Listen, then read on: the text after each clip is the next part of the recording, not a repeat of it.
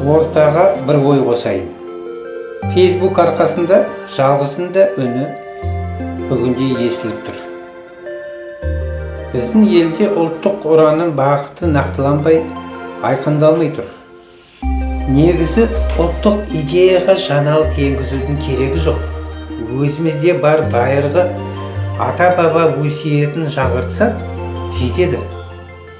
Мысалы, қазақ баласына тура жолдың бағыт-бағдарын көрсетіп отырған даналарымыздың өсиетін қайталап, жариялап айта беруден жалықпайық. Мысалы, шәкәрім, адаспайсың ақылды арлыға ерсен, жолай көрме жылмайы сопы көрсен, тапқыр адал ақ ниет адамдардың, алданбайсың артынан ере берсен дейді.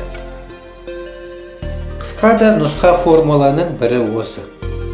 Және әріректе Омар Хайям былай деген екен: даналар ой маржанын жіпке тізген, кенесі құда жайын текке бізбен. Шеше алмай сыр түйінін ақырында, кетті ғой талай надан кеткен бізбен.